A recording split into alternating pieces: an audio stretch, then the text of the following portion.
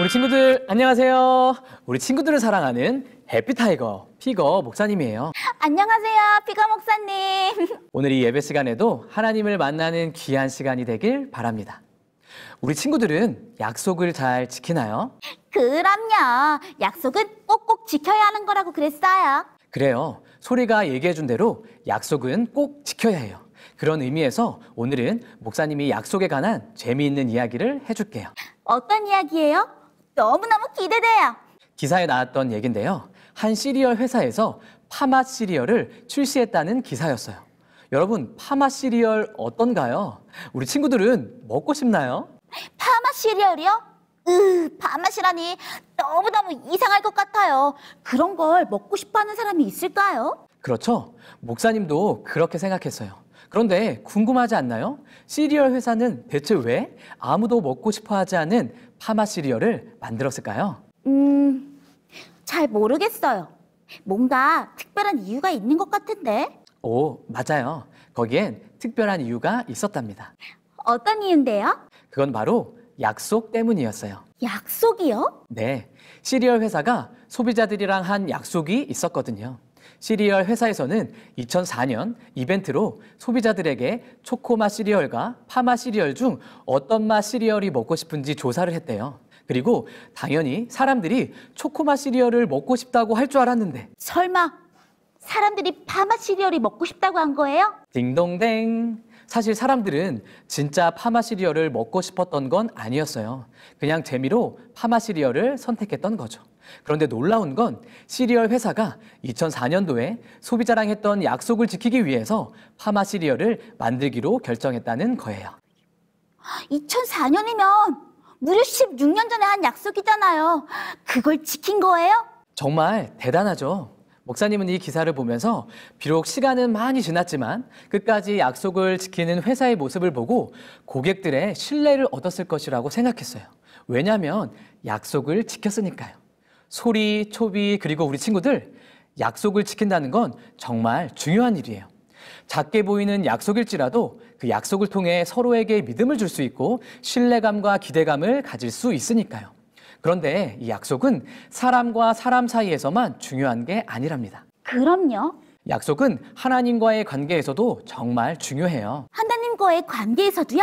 네, 약속은 특별히 믿음을 지킬 수 있는 중요한 열쇠이기도 하거든요. 오늘 말씀의 주인공인 아브라함은 믿음의 사람으로 알려져 있습니다. 아브라함이 왜 믿음의 사람이 되었는지 우리 함께 읽어볼까요? 시작! 여호와께서 이르시되 내 아들, 내 사랑하는 독자 이삭을 데리고 모리아 땅으로 가서 내가 내게 일러준 한 산, 거기서 그를 번제로 드리라. 창세기 22장 2절 말씀. 하나님께서는 아브라함에게 여러 아들 중 하나가 아니라 사랑하는 독자, 즉 하나뿐인 아들 이삭을 바치라고 하셨습니다. 아브라함의 아들 이삭은 아브라함이 100세에 얻은 정말 귀한 아들이었어요. 그러니 얼마나 소중하고 사랑스러운 아이였을까요? 우리 친구들이라면 그런 소중한 존재를 쉽게 바칠 수 있겠어요? 저라면 못할 것 같아요. 상상만 해도 너무너무 슬픈걸요? 피고 목사님도 그래요. 그런데 아브라함은 하나뿐인 아들 이삭을 번제로 드리기로 결심합니다. 와, 진짜 대단하네요. 맞아요. 정말 대단한 결정이죠. 바로 이 사건을 통해 우리는 하나님을 향한 아브라함의 믿음의 크기를 알 수 있습니다. 하나님 앞에 내가 좋아하는 여러 가지를 드리는 게 아니고 하나님께서 원하시는 가장 소중한 것을 드리는 것이 참 믿음이랍니다. 그런데 목사님은 여기서 궁금한 점이 생겼어요. 아브라함은 어떻게 자신의 가장 소중한 아들을 하나님께 드릴 수 있는 믿음을 가졌을까요? 그런 믿음은 어디서 오는 걸까요? 다 함께 생각해 볼까요? 함께 생각해 볼까요? 아브라함은 어떻게 소중한 아들 이삭을 바칠 수 있었던 걸까요? 그런 놀라운 믿음을 가질 수 있었던 이유는 무엇일까요? 힌트! 히브리서 11장 17절 19절을 읽어보세요. 정답! 약속을 받았기 때문에.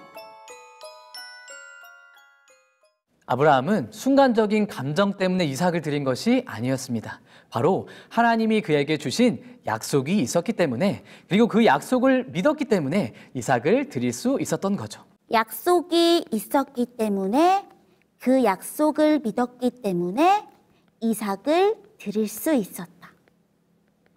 그런데요, 목사님, 궁금한 게 있어요. 아브라함이 가진 약속이 대체 뭘까요? 대체 어떤 약속이길래 그런 선택을 할 수 있었던 걸까요? 오, 소리가 아주 정말 좋은 질문을 해줬네요. 우리 친구들도 소리처럼 아브라함이 받은 약속이 궁금한가요? 너무너무 궁금하다고요?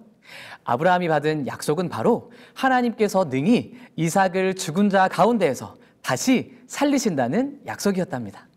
아브라함은 그 약속을 믿었기 때문에 가장 소중한 이삭을 드릴 수 있었던 거예요. 아, 그러니까 하나님께서 이삭을 다시 살릴 거란 약속을 주셨으니까 아브라함은 그 약속을 믿고 이삭을 드릴 수 있었던 거네요.